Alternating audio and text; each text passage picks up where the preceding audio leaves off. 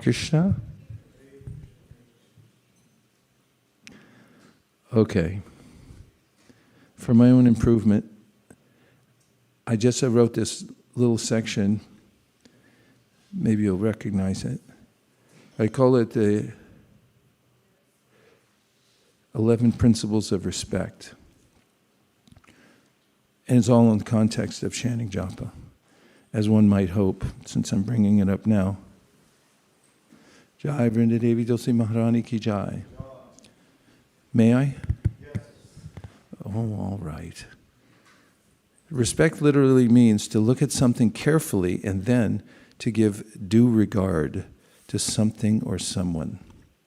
To ensure that we give due regard to our japa, there are 11 habits that we can memorize and make part of our lives. They are summarized in the following affirmations. 1, I respect all living beings as part of Krishna, but I especially honor and therefore never criticize Krishna's devotees, knowing that they are dear to him. 2, I respect devatas, powerful controllers of the material world, like Shiva and Brahma, as well as other powerful beings, knowing they are not only parts of Krishna, but they are also controlled by and empowered by him. I never consider any powerful being to be equal to Krishna, for Krishna is the source of everyone's power. 3, I respect and carefully follow the orders of my spiritual master, knowing that my spiritual master strictly follows the process of devotional service and backs up whatever he says with spiritual evidence, and that he is therefore not an ordinary person, but is my direct link to Krishna and his divine representative, and he is his divine representative. 4, I respect all scriptures that present God as the supreme being.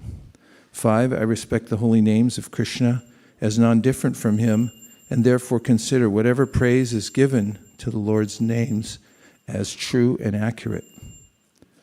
6, I respect the glories and definitions of the holy name given by the great teachers of bhakti as sufficient explanations, and that I therefore need not speculate further about their meaning.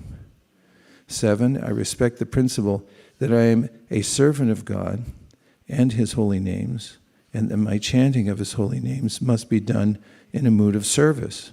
I never consider chanting the holy names as a means for me to counteract my deliberate misbehavior, done with the intent of clearing the reactions of those transgressions.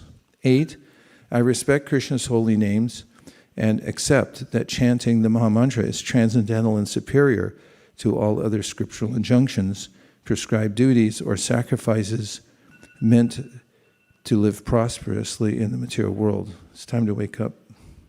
9, I respect the principle given in the Srimad Bhagavatam that it's best for me to avoid speaking about the glories of the holy names to those who are envious of God and who don't want to hear them.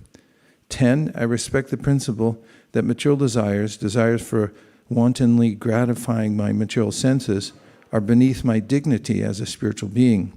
I understand that my spiritual desire to serve Krishna is transcendental and beneficial, and that my desires for my own satisfaction, divorced from my connection with Krishna and Krishna's service, are detrimental to me.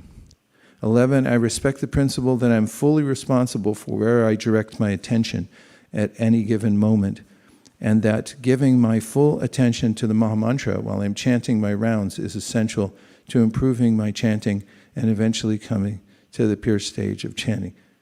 Do you recognize it, where it comes from? Thanks everyone for joining Make Japa Great Again. Dear Srila Prabhupada, dear Shri Chaitanya Mahaprabhu, Shri Panchatattva, Shri Radha Mana Mohan, Shri Lakshmana Shringadeva, if you so desire, please let me develop healthy respect for the holy names and the 11 habits of respect. Thank you for considering my request, our request. Om Tat Sat. Panchakalpadruscha, Kripasinabheva Chapatitanam, Bhavanibhyo, Vaishnavebhyo, Namo Namaha, Ananta Koti Vaishnaviniki Jai.